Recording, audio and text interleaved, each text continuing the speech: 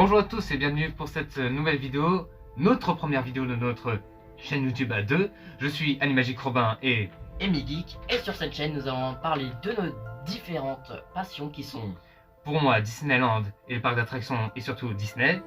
et pour ma part, Harry Potter et Europa Park. Et pour commencer notre chaîne YouTube, nous allons parler aujourd'hui de plusieurs attractions des premiers quartiers d'Europa Park. Et nous allons tous les noter sur 10, sur 15 ou sur 20, selon la popularité de celle-ci. Mais je vous préviens tout de suite, nous n'allons pas faire tous les quartiers aujourd'hui, nous allons faire des vidéos d'Europa Park en plusieurs parties. Et les attractions seront dans le sens de la visite, c'est-à-dire que nous allons commencer par le quartier allemand, c'est parti. Donc nous allons commencer par le quartier allemand dans lequel s'y situe l'entrée du parc. Et l'attraction principale de ce quartier, c'est le Voletarium. Il y a également des magasins, des restaurants, des toilettes, et voilà. Et nous allons commencer par le Voletarium que nous allons noter lui sur 10. Et c'est parti. L'objectif de cette attraction est tout simplement de faire voyager les visiteurs en hélicoptère. Et dans cette attraction, il y a aussi des effets spéciaux, comme quand on vole dans l'air, on a l'impression qu'on ressent le vent, il y a aussi des effets de brume, etc. Donc pour faire simple, c'est tout simplement, vous serez dans un siège pas mal confortable, vous serez dans le vide, vous n'allez pas tomber, et vous allez regarder un film, et vous allez bouger en même temps que le film. Donc nous allons noter chacun notre tour cette attraction sur 20. Et Parce que c'est une grosse attraction. Et donc les plus grosses attractions, nous allons les noter sur 20, alors que les petites, 10 ou 15. Alors, qu'est-ce que j'en pense de cette attraction? Alors je trouve que franchement, depuis quelques années, cette nouveauté est l'une des attractions les plus attirantes d'Europa Park. Elle a fait du gros succès. Donc ce que je trouve vraiment super beau, c'est les décors de la file d'attente, surtout lorsqu'on a l'impression d'être dans le grenier où on voit les chouettes, tout ça. Franchement, je suis tout le temps ébloui. Et même là, j'ai des frissons. Mais chaque fois, je flippe toujours parce que j'ai le vertige. Et quand tu es dans l'attraction après, t'es vraiment ébloui parce que t'es vraiment impressionné.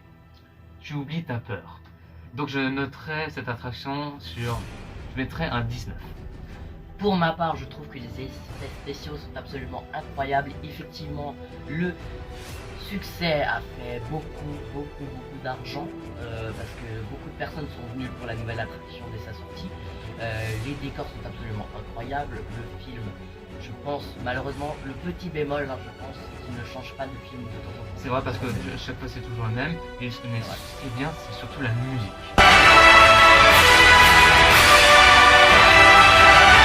Oui, c'est vrai que la musique est incroyable. Voilà, donc pour ma part, je mettrais un 18 sur 20 parce que donc le seul bémol c'est que c'est toujours le même film et la queue est longue, mais c'est bien parce que ça fait son succès. Ouais. Voilà. Et quand il y a de la queue, tu as le temps de voir surtout les détails de la file d'attente. Donc tu vois un peu plus parce que lorsque tu te dépêches d'aller vers l'attraction, tu n'as pas trop le temps d'en profiter. Alors que si tu restes pendant presque 5 minutes à un endroit, tu as le temps de voir tous les décors. C'est vrai. Donc nous allons passer à la prochaine attraction qui est l'EP Express. Et c'est parti. L'EP Express, ou le train express, est un train aérien qui ferait le tour du parc. Et il passe dans tous les quartiers, bien sûr, d'Europa Park. Et ce qui est surtout vraiment beau, c'est surtout lorsque tu fais le tour avec le train la nuit. C'est surtout magnifique. Et cela vous permet de vous repérer sur le parc parce que beaucoup de personnes ne comprennent pas le plan. Donc nous allons noter cette attraction sur 10, même si ce n'est pas vraiment une attraction. C'est plutôt une petite balade aérienne. Ouais. Voilà, donc je te laisse commencer. Alors je mettrais déjà sur cette attraction un 8. Voilà, parce que pour ceux qui n'ont pas encore fait cette attraction, voilà, c'est impressionnant. Mais lorsque tu as l'habitude de le faire, tu vois les décors, voilà, tu te dis c'est beau. Mais ce que je trouve un peu, voilà, ça va trop lentement le train. Pour ma part, je mettrais un 7,5 sur 10. Pourquoi cela? Parce que c'est une belle balade, il est vrai, mais il n'y a pas vraiment de sensation, il n'y a pas beaucoup de personnes. On va dire qu'il y a quand même des personnes qui veulent faire un petit tour. Le seul chose qui est bien, c'est que ça permet de vous repérer dans le parc. Et si vous avez envie de vous reposer, vous pouvez faire cette attraction. 7,5 sur 10 pour ma part. Voilà. Et maintenant, nous allons passer au quartier. Non, nous allons noter d'abord ce quartier sur 20. Donc je te laisse noter ce quartier sur 20. Alors sur ce quartier, je mettrai pour ma part un 15. Parce que dans ce quartier, qu'est-ce que nous avons comme attraction? Nous avons bien sûr le train qui passe dans tous les quartiers. Nous avons surtout le volétarium. Mais dans ce quartier, nous avons aussi des attractions pour les petits. Vous savez, les petites balades en bateau. Je trouve que voilà, c'est un peu plus pour les petits. La seule attraction qui est aussi qui est surtout pour les plus grands, c'est le volétarium. Donc ce que je propose, c'est qu'ils fassent d'autres attractions, mais un peu plus d'émotion. Voilà, comme s'il y avait un peu plus d'action. Voilà. Donc je mets un 15 sur ce quartier. Donc pour ma part, ce sera un 14, parce que comme il l'a dit, il n'y a pas beaucoup d'attractions. Enfin, il y en a, mais ce sont pour les enfants, c'est pour cela qu'on les a pas notés, parce que ça aurait clairement baissé les critères. Je trouve qu'ils ont bien fait de construire le volétarium qui maintenant a fait gagner beaucoup de succès au quartier allemand, parce que c'est seulement une allée en fait, de base. Il y a beaucoup de restaurants, ça c'est pratique, il y a beaucoup de magasins aussi, ça c'est pratique. Il y a aussi des toilettes, c'est beaucoup pratique. Oui, ça c'est, tu as envie de démolir un cake, c'est pratique. Donc pour ma part, ce sera un 14 sur 20. Ouais. Nous allons passer maintenant au quartier italien et nous allons commencer par le Geisterschloss. Et c'est parti. Alors, Geisterschloss est une maison hantée qui est ouverte qui a été ouverte quelques années après l'ouverture d'Europa Park.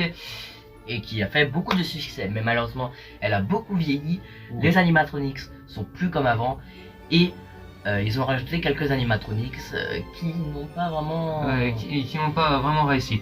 Par contre, dans la file d'attente, il y a pas longtemps, je crois que c'était en 2020, ils ont rajouté dans la file d'attente une tombe avec un animatronique qui, je pense, raconte l'histoire de Geisterschloss. Et je trouve que c'est une très bonne idée de mettre un animatronique qui raconte l'histoire d'une attraction. Et en fond, ils ont rajouté une nouvelle musique.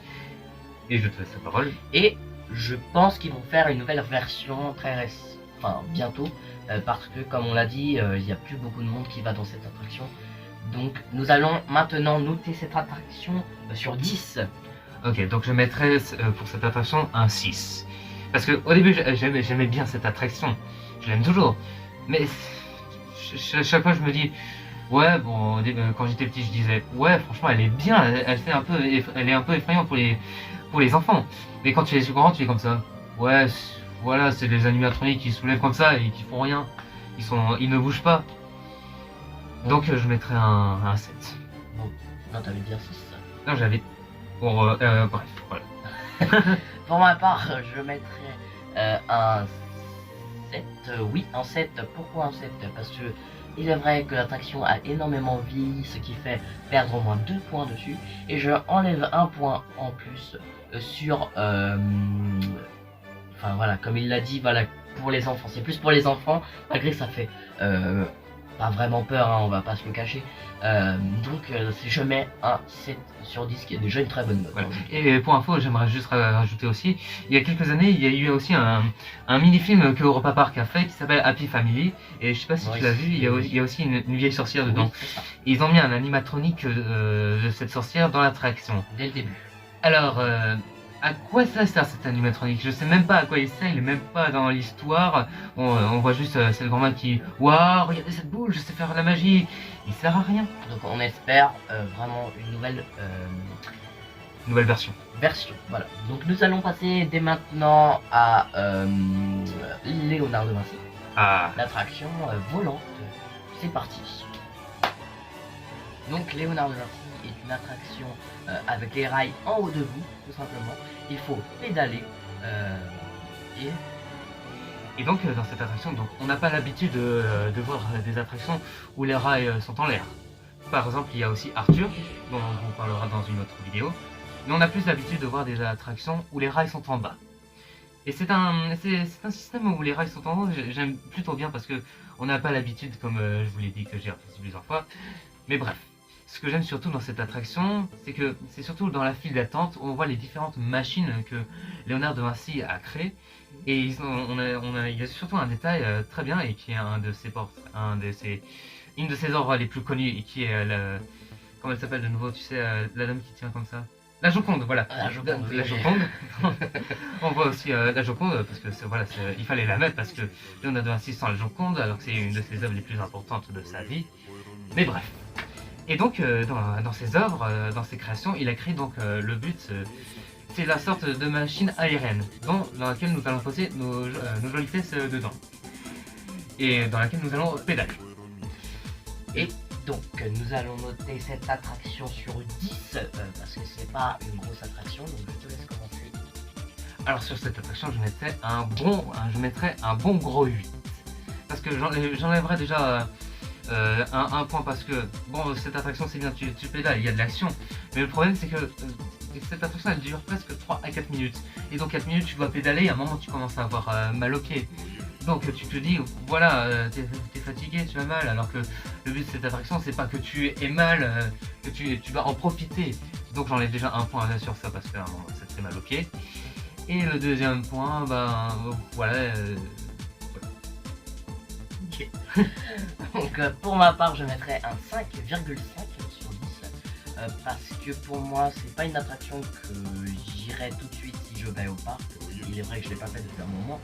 Et puis c'est vrai, déjà la queue est pas, enfin elle est belle hein, mais enfin voilà, c'est limité. Je pense qu'il est vrai, je vais dire quelque chose peut-être qui feront du mal à quelqu'un, enfin à des gens. Je pense qu'ils devraient la remplacer tout simplement parce que dès qu'elle est sortie, elle a pas fait vraiment succès. Enfin voilà, c'est mon choix. J'espère que vous le respectez. Enfin, voilà. Chacun son choix, il y en a qui aiment, il y en a qui aiment pas. Toi par exemple tu fais partie des gens qui n'aiment pas trop cette attraction, tu n'es pas trop fan. C'est vrai que cette attraction, pour lui par exemple, elle est pas trop attirante, c'est surtout une attraction que tu peux faire lorsqu'il y a du monde aux autres, tu sais pas quoi faire. Donc c'est une attraction que tu peux faire lorsqu'il n'y a pas beaucoup de monde. Donc voilà, nous avons fini sur cette attraction là, donc Léonard de Vinci. Nous allons maintenant passer sur le quartier, enfin sur le quartier, je veux dire sur l'attraction Piccolo Mundo. Exactement, c'est la dernière attraction de ce quartier. Alors qu'attendons-nous? C'est parti.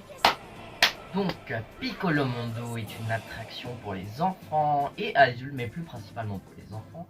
Elle a été construite au début du parc également. Exactement. Et qu'il y a eu deux versions de cette attraction. La version donc déjà qu'on connaît encore en ce moment, et une autre version qui avait très bien vieilli et qui a quelques années quand même, elle a été rénovée pour faire la version qu'on connaît en ce moment. Et la version de en ce moment commence de nouveau à vieillir, il est vrai. C'est pour cela qu'on va redevoir, enfin, je pense qu'ils vont, dans longtemps parce qu'il y a d'autres attractions à rénover, voilà. Je pense qu'ils vont de nouveau la rénover. Je pense que surtout dans le quartier italien, ces trois attractions, surtout Geisterschloss et Piccolo Mundo, ont vraiment bien vieilli. Donc ce sont deux attractions que j'aimerais bien qu'ils rénovent quand même. Donc nous allons dès maintenant noter cette attraction sur 10. Alors je mettrais un 6 sur cette attraction. Parce que déjà, bon, la file d'attente, elle est bien, on entend la musique de l'attraction, la musique principale, tu sais, ciao, ciao, Italia. Il y a aussi, je sais pas si tu te rappelles, il y a une petite activité, à un moment il y a un miroir, et quand tu mets ton visage, il y a soit le nez de Pinocchio ou soit un chapeau qui apparaît, ou soit tu reçois une tarte dedans. Ça c'est une activité intéressante, voilà, qui peut quand même bien vite. Alors je trouve qu'elle marche plus trop bien cette activité, parce que parfois elle marche plus chaque fois que j'y vais. Mais bref, surtout dans cette attraction, c'est que l'attraction elle est vraiment petite et on se sent serré parce que voilà, les scènes, tout ça, les scènes où ça se passe, on est trop serré, il y a le circuit, la place que le wagon passe, on voit juste quelques animatroniques et les décors. Mais à part ça, on est vraiment serré, on sent que c'est un petit bâtiment et qu'ils ont fait tout ce qu'ils ont pu pour mettre une attraction. Mais voilà, je mets quand même cette note. Pour ma part, je mettrais un 8, je pense que c'est quand même une bonne note. Parce que il est vrai, j'enlève des points parce que c'est quand même pour les enfants et que ça recommence à vieillir. Il est vrai que cette attraction, je l'ai beaucoup aimé quand j'étais petit forcément, mais ça me fait toujours plaisir d'y retourner pour revoir les animatroniques, pour revoir les décors. Et surtout pour écouter cette musique. Effectivement, et je trouve quand même que les décors sont quand même pas mal malgré qu'ils commencent à vieillir à nous. Voilà, surtout les animatroniques. Donc maintenant, nous allons noter carrément le quartier sur 20. C'est parti. Ok, donc je vais mettre pour moi, bon je pense que tu seras pas d'accord avec moi, je mettrai entre 13 et 14 parce que c'était un joli quartier jusqu'à ce que, comme je l'ai dit avant, Geisterschloss et surtout Piccolo Mundo, ce sont des deux attractions qui ont quand même bien vieilli. Donc j'enlève des points parce que elles ont très vite vieilli, sauf bon, l'attraction de Léonard de Vinci, elle est quand même sympa, elle est ouverte depuis quelques années quand même. Mais bon, c'est pas l'attraction la plus importante, c'est surtout Piccolo Mundo et Geisterschloss qui sont là depuis plus longtemps. Donc ce sont deux attractions qui ont bien vieilli, donc voilà, j'aimerais qu'ils rajeunissent un peu plus ce quartier. Voilà. Pour ma part, je mettrais un 15 parce que c'est vrai que ce quartier, et je parle pas que des attractions, je parle du quartier en soi-même, vieillit de plus en plus chaque année. Et je pense qu'il devrait quand même refaire une petite rénovation. Pas forcément des attractions, enfin si Schloss et même Piccolo Mundo, mais également des décors du quartier en soi-même. Le restaurant qui est juste à côté, donc à la gauche du Schloss, celui-là il pourrait rester ouvert si jamais il faut une rénovation du quartier. Oui, et s'ils font une grande rénovation de ce quartier, ils pourraient, au lieu de faire que les attractions, ils peuvent aussi faire les restaurants, les boutiques surtout. Donc voilà, nous allons partir tout de suite dans le quartier français. C'est parti. Donc Eurosat Cancan Coaster est une attraction, est un coaster qui est dans une grande boule Du quartier français, et qui est ouverte qui a eu deux versions de cette attraction. Donc celle qu'on connaît en ce moment. Donc Eurosat Cancan Coaster sur le thème du Moulin Rouge de Paris. Et des danseuses bien sûr, et l'autre version qui est fermée, qui a été rénovée donc par le Cancan Coaster en 2018, qui est Eurosat. Et pour les fans qui préfèrent cette version, je suis désolé pour vous, mais bon, à un moment il faut rénover. Il est vrai que dans l'ancienne version, l'Eurosat, à l'intérieur, je parle pendant le coaster, il n'y avait pas de déco, mais il y avait juste des lasers, alors que maintenant, suite à la rénovation, il y avait plusieurs décos, par exemple celui qui dit bon voyage en grand écran là. Oui, voilà. C'est plutôt pas mal. Voilà. Et surtout que maintenant il y a un thème. Bon, l'autre version elle avait sur le thème de l'espace, ce qui était bien aussi. Mais là on a un autre thème un peu plus, pour moi un peu plus mieux, sur le thème du Moulin Rouge de Paris. Puisque c'est le quartier français, et qui dit français dit Paris, donc Tour Eiffel, Moulin Rouge. Et dans l'ancienne version, l'entrée était un petit peu vieille. Oui, voilà. Par rapport à maintenant, sur lequel on voit donc le Moulin Rouge. Et d'autres bâtiments français. Et oui, et dans cette attraction est disponible un casque VR pendant votre attraction. Qui coûte, je n'ai pas les prix en tête, mais c'est payant. Voilà. Et si vous l'aviez pas, vous vous souvenez tu te souviens du robot, de l'animatronique qu'il y avait à l'entrée de l'ancienne version de Eurosat? Oui. Et ben ils ont gardé ce détail. Ceux qui ne le savent pas, ils l'ont gardé parce que lorsque vous montez les escaliers dans la nouvelle version, on a l'impression d'être dans un grenier, et à gauche, sous un drap, on voit un peu la tête, un peu le corps de l'ancien robot qu'on voyait à l'entrée d'Eurosat. Et je trouve que c'est bien de mettre des anciens détails, des anciennes versions de l'attraction pour rendre hommage à cette attraction qui est ouverte depuis, je pense, l'ouverture du parc. Donc voilà, c'est une des attractions les plus attirantes d'Europa Park. Donc nous allons dès maintenant noter donc cette attraction sur 20 car c'est une très très grosse attraction. Voilà. Je te laisse commencer. Donc je mettrai sur cette attraction un bon 19. Parce que déjà sur le thème, sur la musique, sur la nouvelle thématisation, parce que voilà, parce que le Moulin Rouge je préfère parce que sur l'espace, ouais voilà c'était bien. Mais surtout dans la nouvelle version tu as un thème, surtout la musique, tu sais, quand avant de descendre, il a dit 3, 2, 1, bienvenue à Paris. Ça, c'est ce qui est bien, c'est parce que ça nous dit que, attention, il y aura la descente, et pendant la descente, tu entends la musique du Moulin Rouge. Donc, pour ma part, ça va peut-être vous choquer, mais je mets un 20 sur 20. Parce que c'est mon attraction déjà, l'une de mes attractions favorites. Les décos sont absolument magnifiques. Ils ont gardé l'ancienne musique aussi. Ah oui, dans la montée. Oui, dans la montée de l'Eurosat. Et je pense que la rénovation fait vraiment bien les choses. Et si vous voyez aussi, dans l'ancienne version, tu sais, quand on montait, on voyait des étoiles, tout ça. Et ben maintenant, à la place, petit à petit qu'on monte, on voit des œuvres très connues comme la Tour Eiffel, la Tour de Pise, tout ça. Et des magasins qui viennent de Paris. Voilà. Donc nous allons rester quand même dans le quartier français, nous allons passer à l'Eurotower, donc la grande tour. Ah, c'est parti. Donc l'Eurotower est tout simplement une tour dans laquelle vous voyez tout le parc en fait. On a une vue panoramique d'Europa Park. Europa Park, pardon. Et si quand on monte, on a, comme Emily l'a dit, on a une super vue, on voit toutes les attractions. Je crois que c'est le point où on est presque, je crois, au centre d'Europa Park où l'on voit tout. On a une vue panoramique. Et surtout, il y a donc en 2019, je crois, Rolantica a ouvert ses portes. Et de la tour, vous pouvez voir, peut-être dehors, je sais pas, quand j'y suis monté, il n'y avait pas encore Rolantica. Je pense que vous pouvez voir les aires de jeux aquatiques et surtout les hôtels et Rolantica.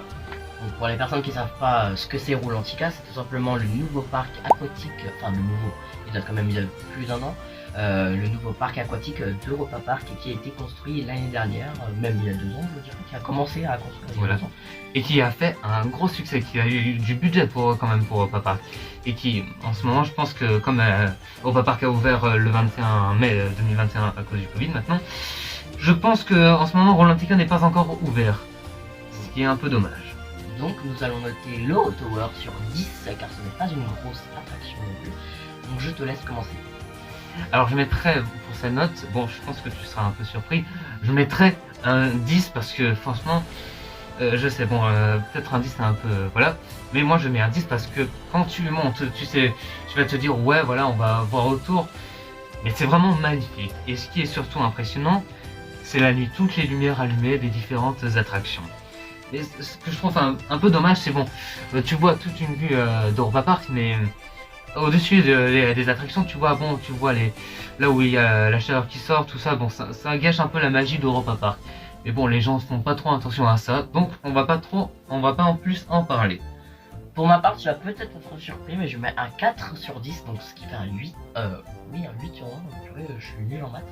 Enfin bref.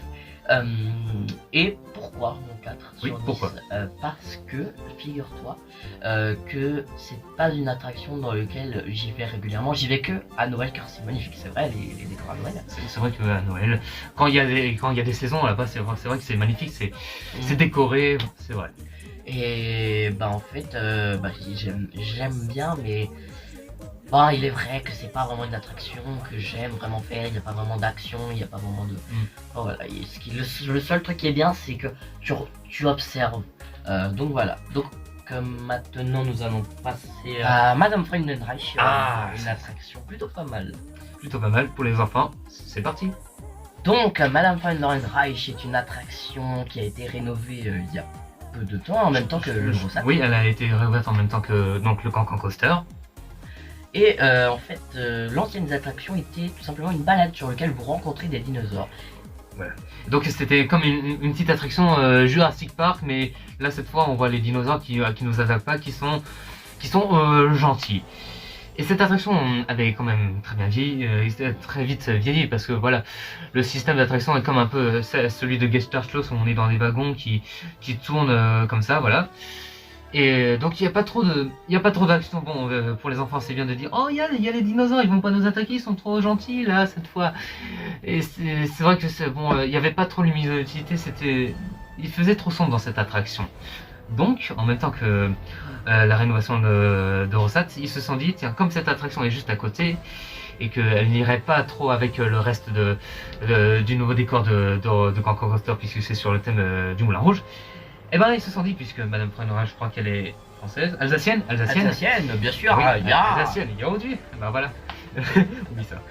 Et ben donc ils se sont dit que l'extérieur du bâtiment, il faudrait qu'il y ait un bâtiment un peu alsacien qui fait partie un peu de la France.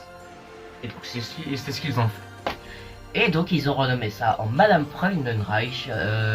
Donc il y a toujours les dinosaures à l'intérieur, ne vous en faites pas. Pour ceux qui adorent les dinosaures, vous pouvez toujours y aller. Voilà. Et donc c'est une dame âgée, donc j'aimerais pas dire une vieille dame, qui a élevé donc des dinosaures chez elle. Ah, voilà. Et du coup vous allez suivre tout ce qu'ils ont fait, les dinosaures, voilà, les amours, enfin la cuisine, etc. Vous allez tout voir, l'anniversaire également. Imagine des dinosaures qui cuisinent. Ils ont essayé. Ils ont essayé, voilà. Donc nous allons noter cette attraction sur 10 chacun. Donc je te laisse commencer. Donc on va noter sur 10 parce que c'est pas une grande attraction, c'est une attraction formidable, voilà. Je mettrai quand même un 8. Voilà, je suis pas trop fan de cette attraction, c'est une attraction que voilà je fais de temps en temps parce que quand j'y vais avec mes cousins et mes frères et soeurs qui sont plus jeunes que moi, c'est une attraction que je vais faire avec eux. Puisque comme il y a le Cancan Coaster à côté et qu'il y a beaucoup de monde, les enfants ils voient cette attraction, ils disent tiens, comme il y a beaucoup de temps à cette attraction, et si on allait faire cette attraction dont la file d'attente fait que 5 minutes. Et c'est vrai que j'avoue que cette attraction, il n'y a pas beaucoup d'attente. D'habitude, je m'attendais au début à 30 minutes parce que c'était une nouvelle version et que... Donc au début, c'était une nouvelle version et qu'il y avait beaucoup de monde. Petit à petit, le temps d'attente a baissé maintenant qui est fait entre 0 et 5 minutes. C'est plutôt bien. Et c'est plutôt bien parce que voilà... Pour ma part, je me fais un 8,5, 9,6 sur 10. Pourquoi? Parce que j'aime beaucoup cette attraction. La rénovation est beaucoup mieux que l'ancienne. Je l'ai arrêté maintenant. Et je trouve que l'histoire est très bien aussi de Madame Freudenreich. Il fallait trouver ça. Parce que franchement c'est plutôt pas mal. Et maintenant nous allons passer à la grosse attraction du quartier français du nom de Silver Star. Et nous on se retrouve dans quelques instants. C'est parti. Donc le Silver Star est le grand 8 le plus haut d'Europe. Il peut atteindre la vitesse d'une Formule 1 et voilà.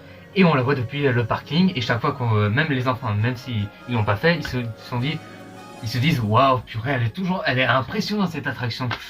Bon, cette attraction, elle est quand même là depuis longtemps, mais elle a pas trop vieilli quand même, parce que c'est une attraction différente que Gesta Chose ou encore Piccolo Mundo, parce que c'est pas la même chose.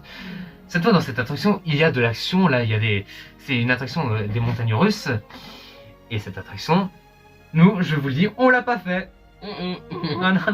Pourquoi? Parce qu'on est des grands froustards et que moi, par exemple, j'ai le vertige. Et la seule chose que j'ai fait du Silver Star, Amy Geek a un casque virtuel et c'est la seule chose que j'ai fait du Silver Star. Ouais, par contre, on va pas vraiment en parler parce que... voilà, on l'a pas fait, donc on ne sait pas. On le fera. Donc on va quand même la noter, par exemple, sur la beauté Enfin voilà, on va la noter quand même. Donc je te laisse la noter sur 20. Sûrement, parce que c'est une grosse attraction, c'est une des plus célèbres d'Europa Park. Donc qu'est-ce que j'en pense? C'est que cette attraction, même si je l'ai pas faite, je la trouve franchement, chaque fois je me dis impressionnante, chaque fois je me dis que je veux le faire, mais quand je suis devant, j'ai pas envie de le faire. C'est normal parce que quand tu as peur, on va pas t'obliger, parce que si tes parents t'obligeaient à faire une attraction, je me rappelle mon père m'avait obligé à faire une attraction. Mais bref, c'est pas grave. C'est pas l'histoire. Voilà, t'avais mis un combien? J'avais mis je ne l'ai pas encore dit, je vais mettre un 9 parce qu'elle est impressionnante. C'est sur 20. Pardon, alors un 19. Ouais, excusez-moi. Pour ma part, je mettrais un 16. Je pense que c'est une très bonne note 16 déjà. Parce que c'est vrai que c'est une grande attraction. Bon, je ne l'ai pas faite, voilà, c'est pour ça que il y a des points en moins. Mais c'est vrai que c'est magnifique. Et voilà, on va pas le forcer comme on a dit, moi une fois mes parents ils m'ont forcé, mais voilà, donc voilà, nous allons passer à où nous allons noter le quartier en soi-même, mais ça après qu'on aura noté le quartier, ce sera la fin de la vidéo, donc voilà. Alors qu'est-ce que tu en penses du quartier français? Alors pour ma part je trouve qu'il est très beau, il ressemble vraiment en plus à un quartier français. C'est vrai qu'ils se sont inspirés franchement de plusieurs endroits de France, donc franchement je trouve que c'est très bien pensé, bravo les mecs.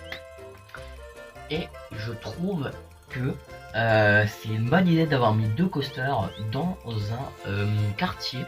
C'est vrai que franchement il est magnifique, donc sur 20 je mettrais un 18,5. 18,5 c'est quand même bien. Donc moi je mettrais un 19 parce que voilà. Je mettrais un 19 parce que comme il a dit, franchement les décors du quartier français, ça, je vois qu'ils se sont vraiment bien inspirés de France. Surtout il y a 2 coasters, donc voilà, je dis la même chose de ce que Amy Geek a dit, je suis d'accord avec lui. Et voilà, c'est la fin de cette vidéo, on espère qu'elle vous aura plu. N'hésitez pas à vous abonner, à liker si ça vous a plu. Et si ça vous a plu, n'hésitez pas à lâcher un petit commentaire. Si vous êtes arrivé jusqu'à la fin de cette vidéo, n'hésitez pas à écrire « Je suis arrivé jusqu'à la fin de la vidéo ».